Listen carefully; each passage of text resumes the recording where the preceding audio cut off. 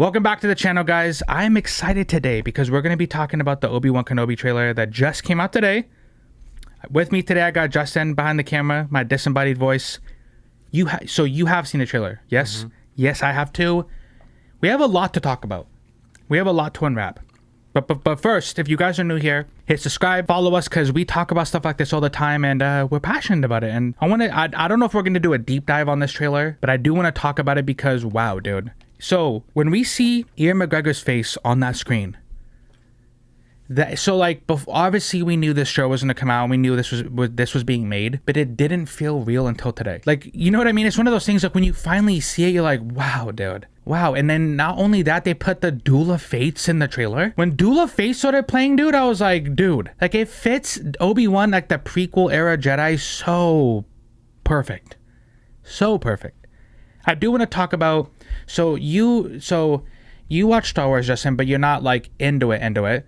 So when you saw like the Inquisitors and how they look and their design, someone like you probably wouldn't say much about it at all because you don't really watch the animated shows, right? But for someone like me, I watch the animated shows and I know who those people are. It took me back just a bit.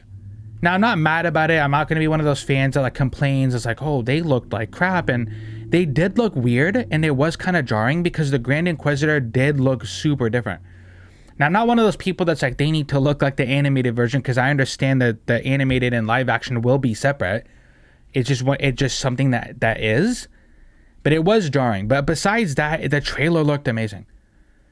Now, the one thing that and I don't know if you agree with me on this, but out of everything that Disney has done with Star Wars since buying it, this is the most important thing they have done, in my opinion. I mean, if you fuck this up, you might go to a place where your brand can't recover from.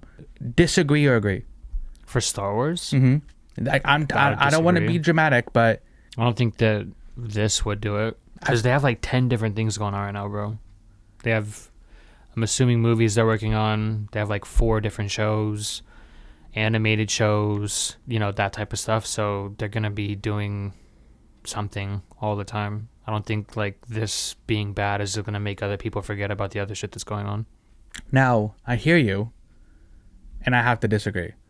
Not to say you're wrong or anything, right? And you could very well be right. I personally just feel if this show doesn't do good, or they fuck it up, or they somehow just do their whole, subvert people's expectations and let's do different. Like, I feel like the fan base is already kind of at a fickle point, or a fragile point, where like the fan base is already fragile as fuck. So if you ruin something like Kenobi, when you even brought back Ian McGregor, right?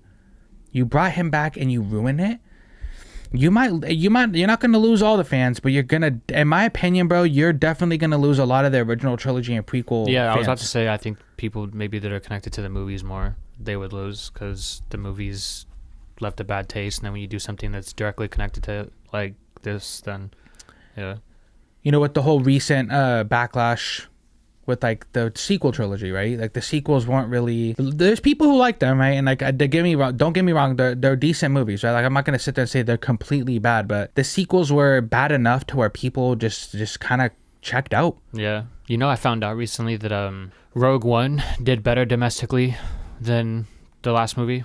Oh, Rise of Skywalker? Whatever the last movie was. Yeah, I think it's Rise of Skywalker. Which that says a lot. Yeah, like, that you have does. the finale of the Skywalker saga. Yeah, which should be like a very big thing, and it bombed compared to a movie that had like really nothing to do with anything. I know a lot of people are worried about the show because they're like, hey, they've already said that it's going to be the rematch of the century, right? It's rumored that they're going to fight twice, Obi-Wan and Vader. So if you're going to have them fight in person, I don't know if that necessarily ruins episode 4. That there is some comments made in episode 4 and episode 6. There is wiggle room for a fight. When Vader's on the Death Star in episode 4 and he goes, that's a presence I haven't felt since, and then he walks away. I mean, that alone, you can have wiggle room for a meeting. When he says, the last time I left you, I was but the learner, now I'm the master, right? Well, the last time they saw each other, Obi-Wan left him. Mm-hmm. He left him there. So again, there's another wiggle room for a meeting. When he tells Luke in episode 6, Obi-Wan once thought like you did. Like, you know, about turning him away from the dark side. What do you mean by that? Because the last time you saw Obi-Wan, technically, was on Mustafar. So there had to have been a meeting in between where Obi-Wan tries to save him. Like, hey, you're savable, I can save you. And Vader's like, nah, I'm not having it. Right? So there's wiggle room, in my opinion. And who knows? Like, I've said this before. Like, their fight could happen the way they set up the power in episode 8 with Kylo and Rey. The whole Force Skype thing. Right? Where they're not really there in person, but they were able to talk to each other and touch each other in person. Like, you know, through the Force Skype thing they were doing. You could have that. You've already introduced the power. You could do it. That's the only, a lot of people's concern was that. I don't think it's something to be concerned about unless they do it in a way where it's like Vader goes to Tatooine to fight fucking Obi-Wan. He was on Tatooine? Like that, see, that is something they can't do, right? He's there to watch Luke, right? So if you have Obi-Wan leave Tatooine in this show, it has to be for a good reason, right? So they kind of hint at that in the trailer. How Jedi, they're kind of like trained and they're kind of like brought up like that. Like they'll help no matter what. Like, you know, Ahsoka in her book, she tries to stay in hiding and away from all that, and then she ends up going and helping and like fighting Inquisitors, right? So it's like in the Jedi way. Like they have an itch to go help and save something, right? And I think the Grand Inquisitor in the trailer was kind of hinting at that.